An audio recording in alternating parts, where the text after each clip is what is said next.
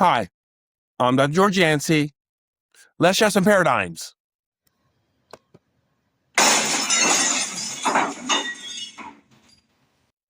Paradigm I want to share today is the rise of democratic socialism.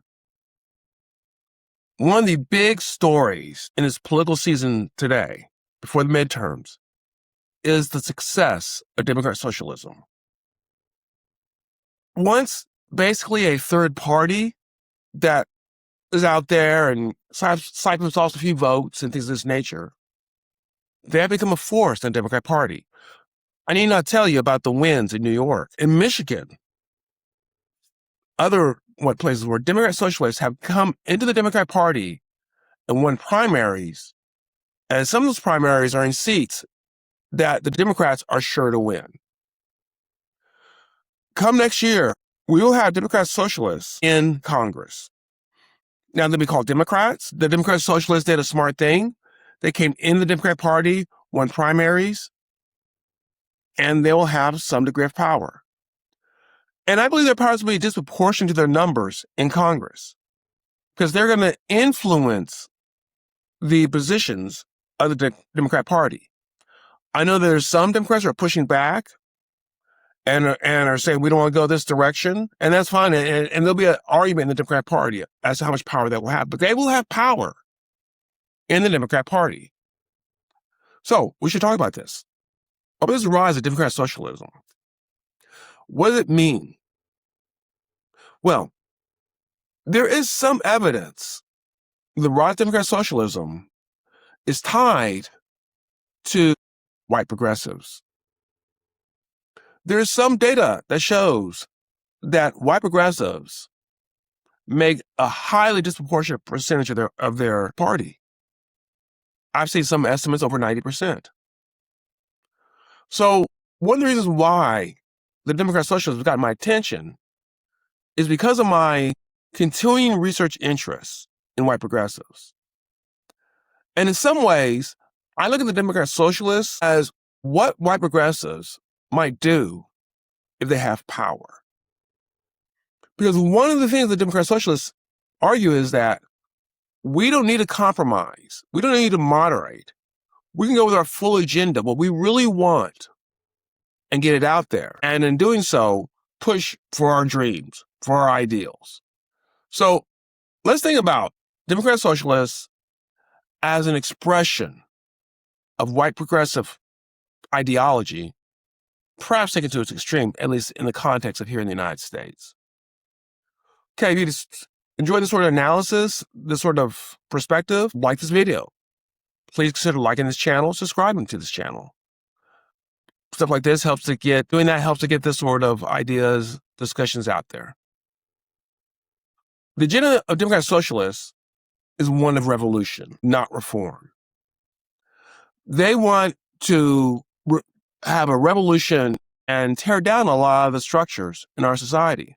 Now, it's interesting because one of the critiques of Trump, which I agree with, is that Trump went in and tore down normative values. Well, so do the Democrat Socialists. There were interviews of them, most notably on Fox. And some people say, well, it's on Fox. Fine, whatever. I don't care. Because it was a co-chair of the DSA who said, what do they want? And this was not a trick question. I'm going to post this interview here. It was not a trick question. It was, what do you do this? Want this? Yes. Want that? Yes. What do they want? Get rid of the Senate. Get rid of the Supreme Court.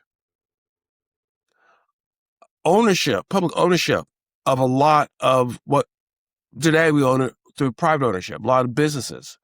Private businesses would become public businesses. Prison abolition. A lot of what they want is not tinkering with the system. This is not a reform movement. It's a revolutionary movement. What this tells us is that white progressive ideology is not a reform ideology. It's a revolutionary ideology.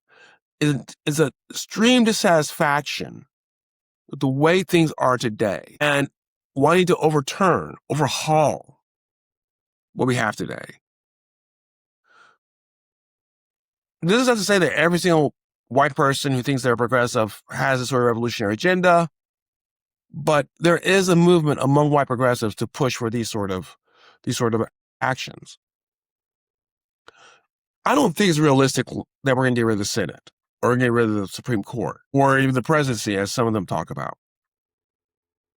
But if that's your goal, you will strive for certain things that will have an impact in our society.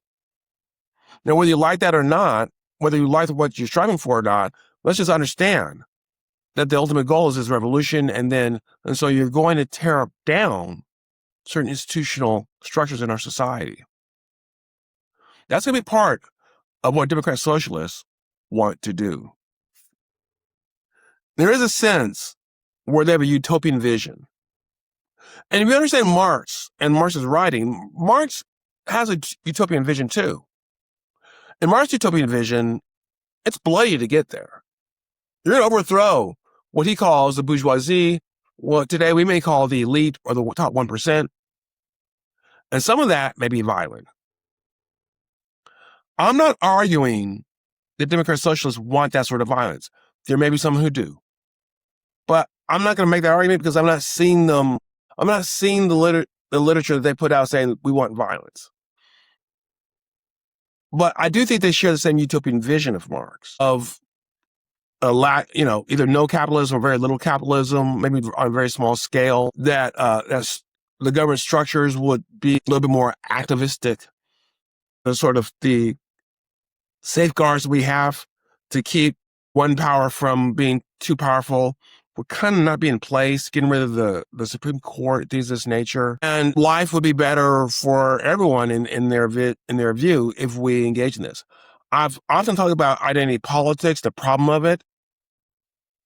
While I do think that Democratic Socialists are going to use identity politics to head towards their utopia, their ultimate utopian vision is not one of identity politics, that they believe that this could be better for everyone.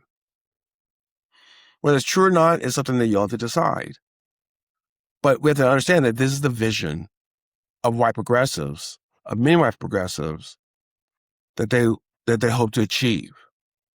How they achieve it may vary, but I believe this utopic vision, which makes sense since white progressives don't tend to be religious, and so they don't have a vision of a heaven above our lives. We create heaven here on earth, and thus we must create utopia here on earth. And this is their vision of utopia. So we've seen some successes. I think this is an interesting discussion on what this is going to do to the Democratic Party. Some have made the parallel to what MAGA did to the Republican Party.